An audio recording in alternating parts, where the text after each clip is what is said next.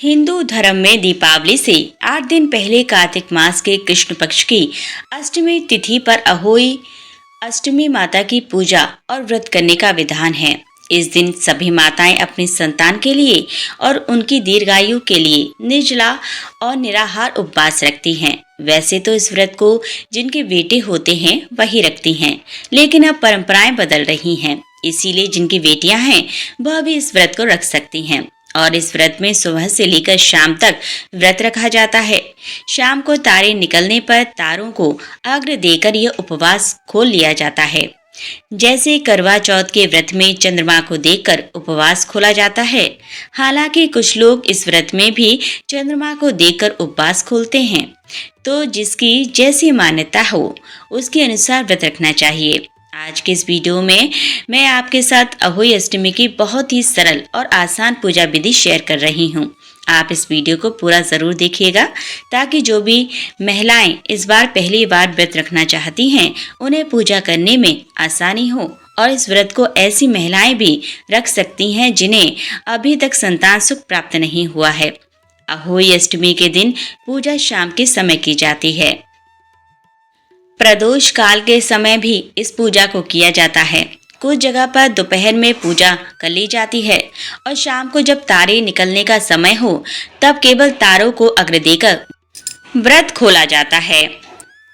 तो पूजा की तैयारी आपको पहले ही करके रख लेनी है, जिसके लिए एक चौकी पर आपको साफ लाल वस्त्र बिछा लेना चाहिए। कुछ लोगों के यहाँ पर करवा चौथ के दिन जो पूजन होता है वह चौकी दीपावली तक रहती है, तो आप चाहें उसी चौकी पर पूजा कर सकते हैं।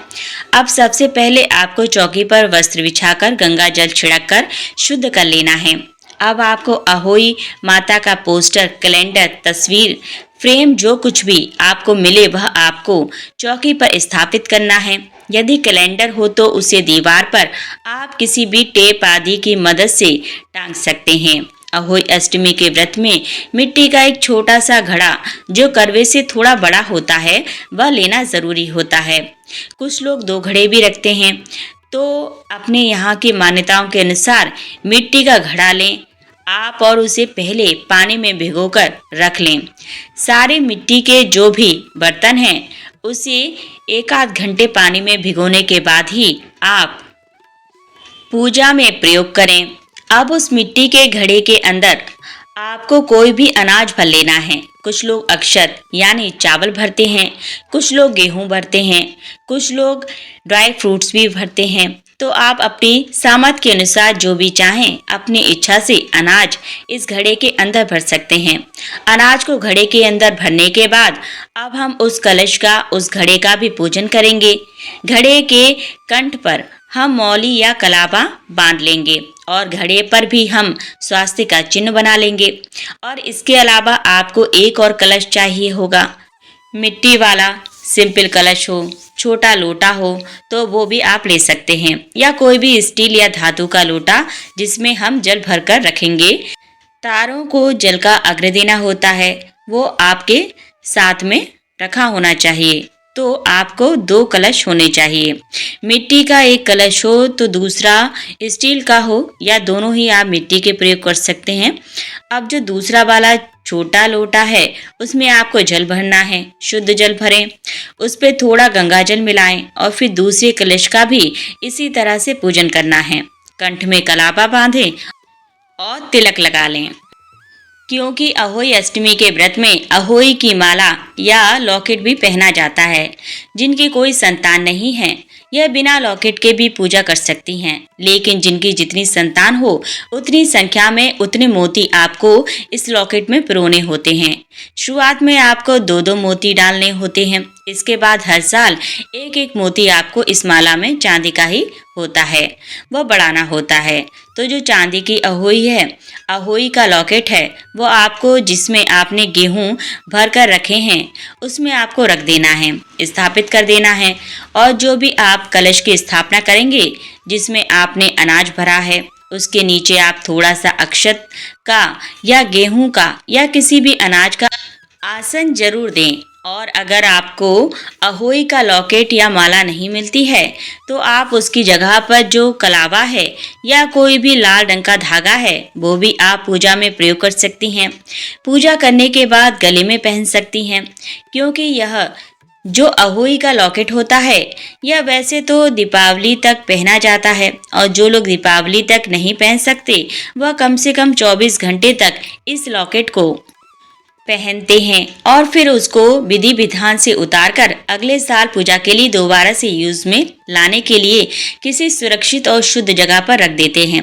अब हम एक छोटी कटोरी में थोड़े से अनाज जैसे गेहूं या चावल भरकर अहोई माता के पास रखेंगे और जल का छींटा लगाकर पहले तो सभी सामग्री की शुद्ध कर लेंगे। अब हम सबसे पहले गणेश भगवान जी को, जो आपने चौकी पर पहले ही स्थापित कर लिए हैं, जिस समय आपने अहोई माता को स्थापित किया है, आप चाहें तो सुपारी में कलावा लपेटकर या गणेश भगवान की प्रतिमा यदि अलग से हो तो उनकी स्थापना चौकी पर करें। सबसे पहले गणेश भगवान की जो जल का छींटा लगाकर स्नान का भाव कराएं और स्नान कराने के बाद गणेश जी को हम तिलक लगाएंगे। अहोई माता को भी जल का छींटा लगाकर फिर उन्हें हम वस्त्र रूपी मौली या कलावा या लाल चुन्नी अर्पित करेंगे और उन्हें भी तिलक लगाएंगे। सभी पर हम अक्षत पुष्प अर्पित करेंगे, दीप जलाकर रखेंगे, धूप जलाएंगे और इस व्रत में हल्दी से अहोई माता का तिलक करना बहुत शुभ माना जाता है। तो अहोई के व्रत में आप हल्दी से तिलक जरूर करें। इस व्रत में स्याहू की कथा सुनी जाती है। तो जो पोस्टर कैलेंडर हो उसमें जितने भी आपको प्रतीक दिख रहे हैं उन सभी का भी आप तिलक कर लेंगे। फिर हाथ में थोड़े से अक्षर लेकर अहोई अष्टमी की कथा आपको पढ़नी या सुननी होती है। कथा के बाद आप कपूर जलाकर आरती उतारें। फिर अपने अपने यहाँ की परंपराओं के अनुसार अहोई माता को भोग लगाया जाता है। भोग मीठी चीजों का ही लगाना चाहिए। बहुत से लोग पुए का, मीठी पूरी का भोग लगाते हैं या फिर फल मिठाई का भोग लगाते हैं। इस व्रत में भी वायना निकाला जाता है। वायना आप अपने परिवार में अपने से बड़ी, चाहे जेठानी हो, नंद हो या अगर सासू माँ हो तो उन्हें भी आप दे सकते हैं। जो भी वस्त्र आप पहनते हो आप उनके लिए वह वस्त्र इत्यादि सामर्थ हो तो ले सकते हैं। वस्त्र ना देना चाहें तो आप केवल कुछ दक्षिणा, फल मिठाई आप दे लें और उनके पैर छूकर उनका आशीर्वाद भी इस दिन अवश्य लें, क्योंकि यह व्रत जो है संतान से संबंधित होता है।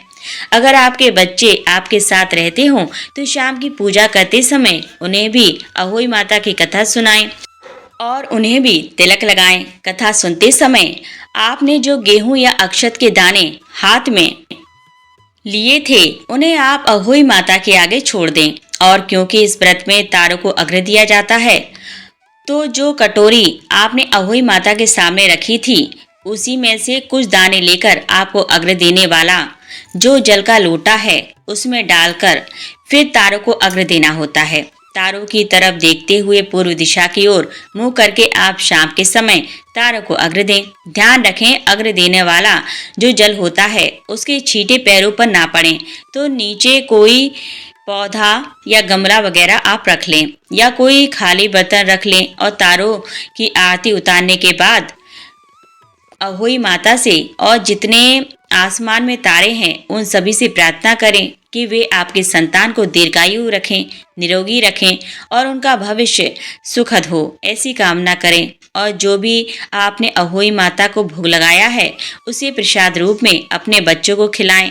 अपने परिवारजनों में बांटकर स्वयं भी ग्रहण कर सकते हैं। इस व्रत में शाम के समय जो सात्विक भोजन आपने बनाया है पूरी सब्जी का, वह आप खुद भी ग्रहण कर सकते हैं। पूजा की चौकी किसी किसी के यहाँ दीपावली के बाद, भाई दूज के बाद हटाई जाती है और जिनके यहाँ पर ऐसा नहीं होता है वह अहोई अष्टमी के ठीक अगले दिन चौकी हटा सकते हैं। जिसमें आपने जिस घड़े में गेहूं भर के रखे थे उसमें और गेहूं मिलाकर आप किसी भी निर्धन सुहागन महिला को दे सकते हैं या किसी भी गरीब महिला को दे सकते हैं। और इसके अलावा कुछ लोग बयाने में इस घड़े को पूरे घड़े सहित अपनी सासू माँ को या जिन्हें भी आपने वायना दिया है उन्हें और गेहूं मिलाकर या उसमें अनाज भरकर या अलग से अनाज देकर उन्हें बायने के रूप में दे सकते हैं। जिनके यहाँ भी अहोई की पूजा सुबह, दोपहर या शाम जिस समय भी होती है, उस समय पूजा करने के बाद जो अहोई माता का लॉकेट है वो गले में पहन लेना होता है और पहनने के बाद आप उसे जब भी आपके यहाँ पर उतारा जाता हो उस समय विधि विधान के साथ उतार दें। कुछ लोगों के यहाँ पर अहोई माता की पूजा करते समय जल के 2 करवे या 2 कलश भरकर रखे जाते हैं, जिनमें से एक से तो तारों को अर्घ्य दिया जाता है और दूसरे वाले कलश को दीपावली तक ऐसे ही रखा जाता है और दीपावली के दिन सुबह सुबह उस जल के छींटे घर में लगाने के बाद बच्चों के नहाने के पानी में मिला दिया जाता है आशीर्वाद रूप में। इस दिन व्रती महिलाओं को भूलकर भी कोई भी पेड़ पौधा नहीं उखाड़ना चाहिए और नाखून, बाल इत्यादि नहीं काटने चाहिए। साबुन, शैम्पू और तेल आदि का इस्तेमाल करने से भी बचना चाहिए। तो चलिए जान लेते हैं अहोई अष्टमी कब है। अहोई अष्टमी का व्रत 13 अक्टूबर 2025 सोमवार को रखा जाएगा। इस दिन अष्टमी तिथि का आरंभ दोपहर 12:24 बजे से होगा और समापन 14 अक्टूबर 2025 मंगलवार को सुबह 11:09 बजे होगा। चलिए अब जान लेते हैं पूजा का शुभ मुहूर्त क्या रहेगा। अहोई अष्टमी पूजा का शुभ समय शाम 5:53 बजे से लेकर 7:08 बजे तक रहेगा। इस दौरान महिलाएं उपवास रखकर अहोई माता की पूजा करती हैं। तारों को अर्घ्य देने का समय, व्रत महिलाएं उपवास के बाद शाम 6:17 बजे तक आसमान में तारे दिखाई देने पर उन्हें अर्घ्य देती हैं। इसके बाद व्रत का पारण किया जाता है। अहोई अष्टमी के दिन चंद्रोदय का समय रहेगा। हिंदू पंचांग के अनुसार 13 अक्टूबर 2025 को चंद्रोदय का समय रात 11:20 है। चलिए अब जान लेते हैं अहोई अष्टमी पूजा सामग्री। अहोई माता की तस्वीर, श्रृंगार का सामान, माता को अर्पित करने के लिए गंगा जल कलश, करवा, छोटा घड़ा, फल, अगरबत्ती, फूल, धूप बत्ती, घी, दिया, रोली, कलावा अर्थात मौली, धागा, अक्षत अर्थात चावल, सूखा आटा, चौक बनाने के लिए दूध। आज की यह वीडियो यहीं समाप्त होती है। तब तक के लिए नमस्कार।